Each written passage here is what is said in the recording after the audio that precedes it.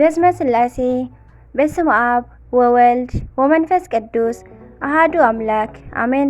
ሰላም እግዚአብሔር አምላክ ምስኩላትኩም ይኹን። ህዝበ ክርስቲያን ከመይ ኣለኹም? ከመይ ሓዲርኩም? አነ እግዚአብሔር ይመስገን ክብሩ ይስፋሕ። መድኃኔ ዓለም አቦይ ልዑል እግዚአብሔር አምላኽና ክሳብ ሰዓት እዚኣ እትጸንሕ እስትንፋስ ዓዲሉ ብጸጋን ብጥዕናን ስለ ዘጽንሐና ክብርን ምስጋናን አምልኮን ውዳሴን ንዘለዓለም ንዑ ይኹኖ። ከምውን ነታረርተ ሊና ቅድስተ ቅዱሳን ንጽሕተ ንጽሓን ወላዲተ አምላክ ወላዲተ ቃል ዝኾነት ቅድስቲ ኪዳነ ምህረት ቅድስቲ ጽዮን አዴና ወዳ ብዝሃባ ክብርን ምስጋናን ውዳሴን ይብጽሓያ። ከምውን ኩሎም ቅዱሳና እግዚአብሔር አምላኽና ብዘኽበሮም መጠን ብዝሃቦም ቃል ኪዳን ከከም መዓርጎም ክብርን ምስጋናን ውዳሴን ንዘለዓለም ንዖም ይኹኖም አሜን። 14 ሕዳር ናይ ዕለቱ ስንክሳር ልሰምዕ ዘንብብ ፍቕሪ ጎይታ ኣብ ልቡ ይዕብብ ሓለዋን ጸሎትን ናይ ቅዱሳን ድማ ይረክብ። ዝክረ ጻድቅ ለዓለም ይሄሉ ዝኽረ ናይ ጻድቕ ንዓለም እዩ ዝነብር አሜን። ሎማዓንቲ እኮ ወርሓዊ በዓል አቡነ አረጋዊ ፀሓይ እዩ። ክንደይ ደስ ዝብል መዓልቲ እዩ። ናይ ጻድቕ አባታችን አቡነ አረጋዊ በረከትን ረድኤትን ምስኩላትና ደቂ ተዋህዶ ይኹን። ብሩኽ ምጅማር ጾመ ነቢያት ድማ ይግበረልና። ጽባሕ ጾመ ነቢያት ክጅምር እዩ። ብሰላም ጀሚሩ ብሰላም ይፈጽመና። ዝተባረኸን ዝተቐደሰን መዓልቲ ይግበረልና። ሕዳር 14 እንኳዕ ናብ ጻድቃን ቅዱሳን አባ ዳንኤል ወአባ መርትያኖስ ዓመታዊ ናይ ዕረፍቲ በዓል ብሰላም አብጽሐኩም አብጽሐና አሜን። በስመ አብ ወወልድ ወመንፈስ ቅዱስ አሃዱ አምላክ አሜን። አባ ዳንኤል ገዳማዊ ኣብ ኣከባቢ 400 ክፍለ ዘመን ኣብ ውሽጢ ፋርስ ናይ ሕጂ ኢራን ብዙሓት ኣሸገርቲ ነገስታት ተንሲኦም ነበሩ። ካብኣቶም ሓደ ዝኾነ ናይቲ ዘመን መራሒ ንክርስቶስ ይፈልጥ ኣምልኾቱ ጣዖት ዝኾነን ብጠንቆልቲ ተኸቢቡ ዝነብርን ንጉስ ነበረ። እግዚአብሔር ንኩሉ ናይ ጻውዒት መዓልቲ ስለ ዘለዎ ናብ ህይወት መንታን ክጽውዖ ነዚ ንጉስ ብሕማም በጽሖ። ጻውዒት አምላኽ ሓደ ግዜ ብሕማም ሓደ ግዜ ድማ ብዝተፈላለየ እዩ። ንጉስ ድማ ሓመመ። ጠቢባን ናይ ፋርስ ከድሕንዎ ፈተኑ፣ ግን ኣይከኣሉን። ሕማሙ እናገደደ ከደ። እቲ ንጉስ ድማ መጻጉዕ ኮነ። ኣብቲ ግዜ ካብቶም ኩሎም መተተኛታት ብጣዕሚ ዝቐርቦ ሓደ ጠንቋሊ ኣብ ኣከባቢ ቤተ መንግስቲ ስለ ዝነበረ ንጉስ ጸውዖ እሞ ኣድሕነኒ በሎ። ከምዘይክእሎ ምስ ፈለጠ ድማ ስቕ በለ። እቲ ንጉስ መሊሱ ስማዕንዶ ኣብ ውሽጢ ቤተይ ኣኽቢርካ ከቢርካ ገኒንካ ዝበላዕኮ በሊዕካ ዝሰተኸዎ ሰቲኻ እትነብር ነዚ ዘይትኾነኒ ዲኻ ኢሉ ተቆጥዖ። ናይቲ ንጉስ ቁጣዓ ዝረአየ መተተኛ ድማ ከም ዝቐትሎ ኣብ ዝፈለጠ ግዜ ኦ ንጉስ ኣነኮ ኣይትገብሮን ኢኻ ኢለ እየ እምበር ነቲ መድሓኒት እኮ ይፈልጦ እየ በሎ። ህስስ ህፃነ ዘዋህድ ለአብሁ ወእሙ ነዲኡን ነብኡን ሓደ ዝኾነ ህፃን ድለ ኣዲኡ ኣሲራ ኣቦኡ ይሕረዶ እሞ ብደሙ ተሓፂብካ ክድሕን ኢኻ በሎ።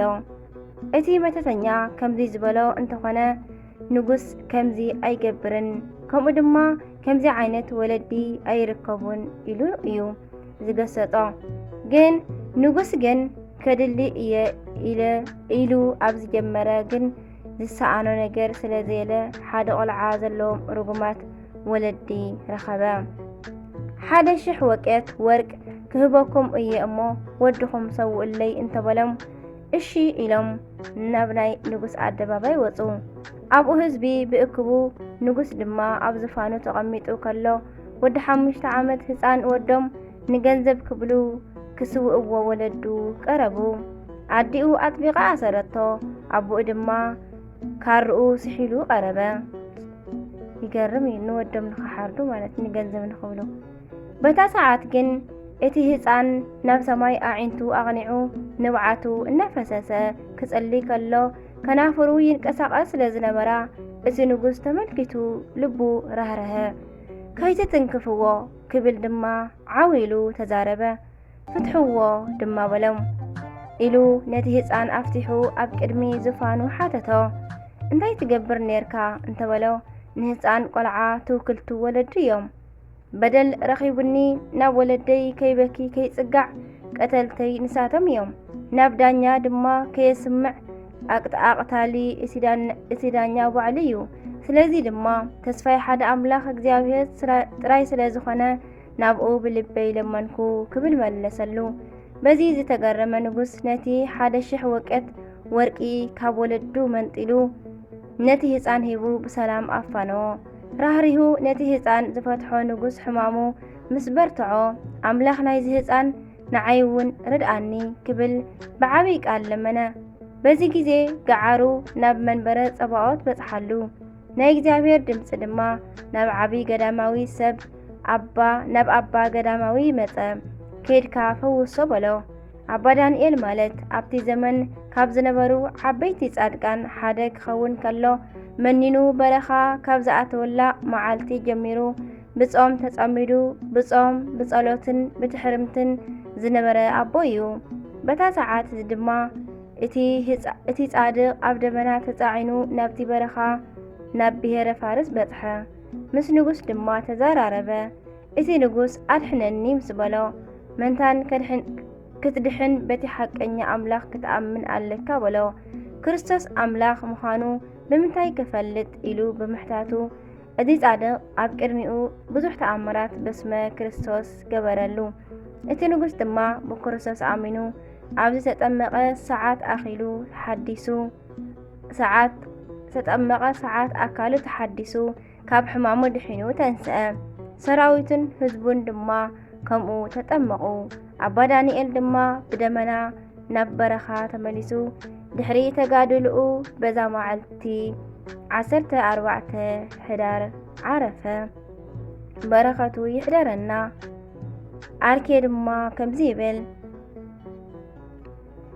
ሰላም እብል ለዳንኤል መነኮስ እንተ በእዴሁ ተጠምቀ ንጉሰ ፋርስ ድህረ እመጥባህት ባልሆ ሰብኣራርሆ መንፈስ እምነ እሙ ደነዳይት ወእም አቡሁ ጽኑስ ለዘተሳየጦ በወርቁ ለህፃን ንኡስ ንብል በረኸቱ ይሕደረና። ኣባ መርትያኖስ ድማ ከምዚ እዩ ታሪኾም። እዚ ቅዱስ ሰብ ዝነበረ ኣብ 400 ክፍለ ዘመን ክኸውን ከሎ ብትውልዱ ሰሪያዊ እዩ። ብዙሕ ግዜ ድማ መርትያኖስ እቲ ካልኣይ እናተባህለ ይጽዋዕ። ምክንያቱ ድማ ቀዳማዊ መርትያኖስ እዚ ዓብይ ስለ ዘሎ እዩ። ኣባ መርትያኖስ ኣብ ምድረ ሶርያ ምስ ክርስቲያን ወለዱ ዓብዩ ዝቐንዐ ናይ ሃይማኖት ትምህርቲ ተማሂሩ ንጽቡቕ ጎደና መረጸ።